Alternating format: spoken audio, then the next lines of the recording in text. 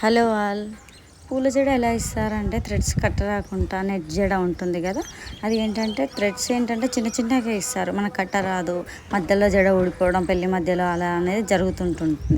దానికంటే మనం బెటర్ ఏంటంటే వాళ్ళు ఇచ్చినా ఇవ్వకున్నా ఏంటి అంటే మనం ఒక థ్రెడ్ తీసుకొని, ఇగో నేను ఇక్కడ వేసాను కదా నాట్, అలా వేసి జడ చుట్టుకుంటూ వెళ్ళాలండి. ఏంటంటే అప్పుడు టైట్గా ఉంటుంది జడకు కూడా ఊడకుండా ఎక్కువసేపు ఉంటుంది, లాంగ్ లాస్టింగ్. బ్లాక్ థ్రెడ్ తీసుకుంటే బెటర్, ఎందుకంటే హెయిర్ కలర్లో కలిసిపోతుంటుంది, మనకు నెట్ జడ మీద కూడా అంత తెలియదు.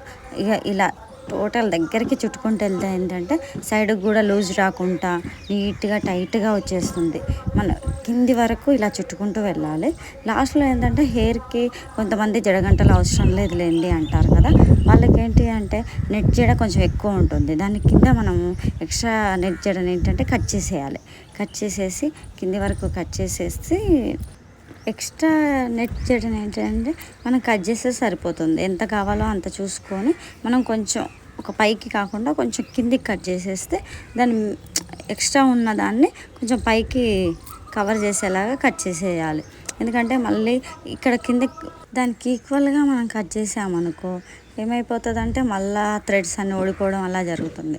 కొంచెం ఎక్కువ కట్ చేసేసి దాని లోపలికి జాయిన్ చేసేసి థ్రెడ్ కూడా అక్కడనే నాట్ వేసేస్తే నీట్గా వచ్చేస్తుంది.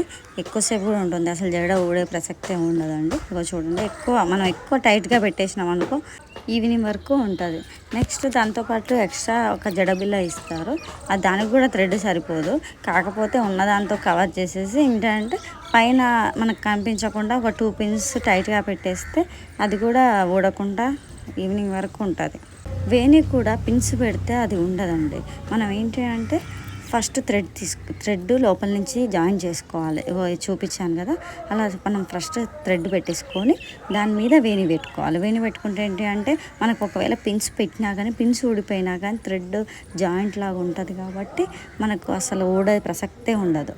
ఇది టైట్గా ఉంటుంది, ఎక్కువసేపు ఉంటుంది. ఎందుకంటే ఈ మల్లెపూలు అంటే చాలా బరువు ఉంటాయి కదా, మనం ఏ పిన్స్ పెట్టినా యూ పిన్స్ కానీ సుజాత పిన్స్ టైట్ పిన్స్ ఏ పిన్స్ పెట్టినా కానీ ఉండవు. ఇలా థ్రెడ్స్ కట్టేస్తేనే మనకు ఎక్కువసేపు ఉంటుంది. కాకపోతే ఫ్లవర్స్ అనేవి కొంచెం వాడిపోయేలాగా ఉంటాయి కదా, వాడిపోయినాక కూడా అంత కిందికి అంత ఎక్కువగా జారవు, లైట్గా జారిపోతాయి. కానీ చూడండి దానికి ఎక్స్ట్రా జాయిన్ చేయాలి, ఎక్స్ట్రా థ్రెడ్ తీసుకోవాలి, చిన్న చిన్న ముక్కలాగా చేసుకొని థ్రెడ్స్ హెయిర్లో నుంచి ఇలా తీసుకొని ఏ వేనికి ఆ వేనికి సపరేట్ చేసుకొని మనం థ్రెడ్ కట్టేసామనుకో కిందికి జారకుండా ఉంటుంది.